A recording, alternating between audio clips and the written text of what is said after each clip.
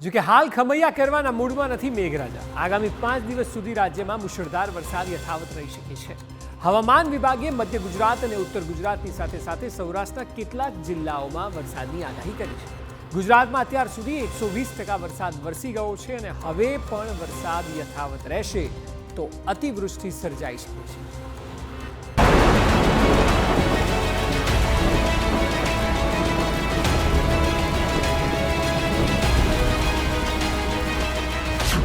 ધોધમાર વરસાદ રહેશે યથાવત।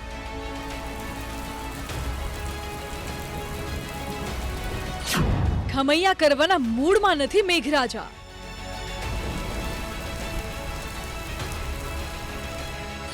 રાજ્યમાં ભારે વરસાદની આગાહી।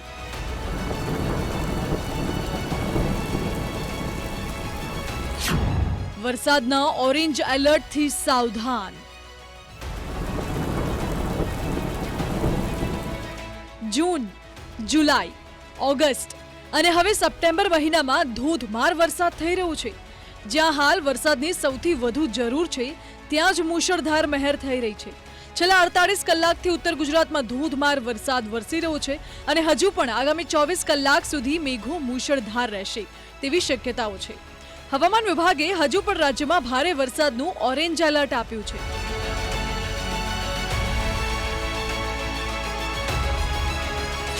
દાહોદ અને મહીસાગરમાં ભારે વરસાદ પડી શકે છે તો અરવલ્લી અને મહીસાગર માટે પણ ઓરેન્જ એલર્ટની આગાહી છે। આ ઉપરાંત સાબરકાંઠા, અરવલ્લી, પંચમહાલ, વડોદરા, ભરૂચ, નર્મદા, છોટાઉદેપુર, વલસાડ, દમણ અને દાદરાનગર હવેલીમાં સારો વરસાદ પડી શકે છે। તો સૌરાષ્ટ્ર કચ્છના અમરેલી અને ભાવનગરમાં પણ ભારે વરસાદની શક્યતાઓ છે, જ્યારે અમદાવાદમાં હળવાથી સામાન્ય વરસાદની શક્યતાઓ જોવાઈ રહી છે।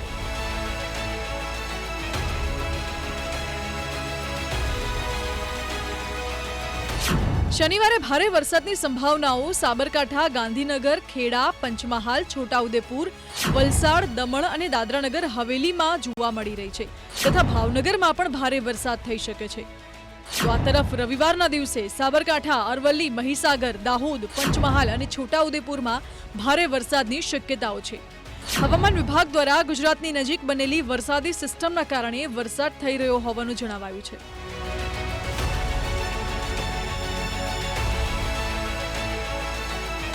ઉત્તર પૂર્વ રાજસ્થાન પર રહેલા સાયક્લોનિક સર્ક્યુલેશનની અસરથી તથા બિકાનેરથી મોન્સૂન ટ્રફ પસાર થઈ રહ્યું છે તેની અસરથી પણ ગુજરાતમાં વરસાદ થઈ રહ્યો છે। આ સિવાય બંગાળની ખાડીમાં લો પ્રેશર બનેલું છે।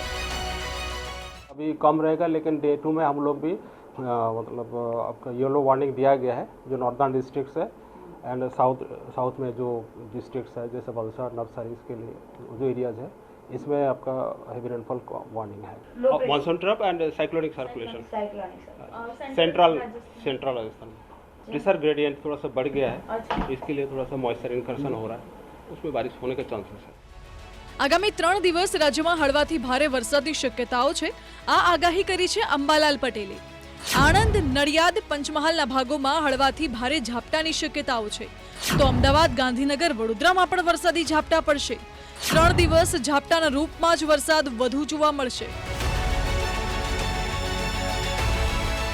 વડોદરાના ભાગો, આણંદના ભાગો, નડિયાદના ભાગોમાં હળવા ભારે વરસાદ ઝાપટા પડી શકે છે। અમદાવાદના ભાગોમાં પણ હળવા ભારે વરસાદી ઝાપટા પડી શકે છે। પંચમહાલના કેટલાક ભાગોમાં પણ હળવા ભારે વરસાદ ઝાપટા પડી શકે છે।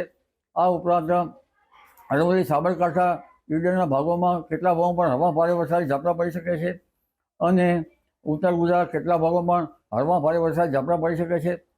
તેમજ કચ્છના કેટલાક ભાગોમાં હળવા ભારે વરસાદી ઝાપટા પડી શકે છે। હવે વરસાદ લગભગ ઝાપટાના રૂપે આવતો જણાશે।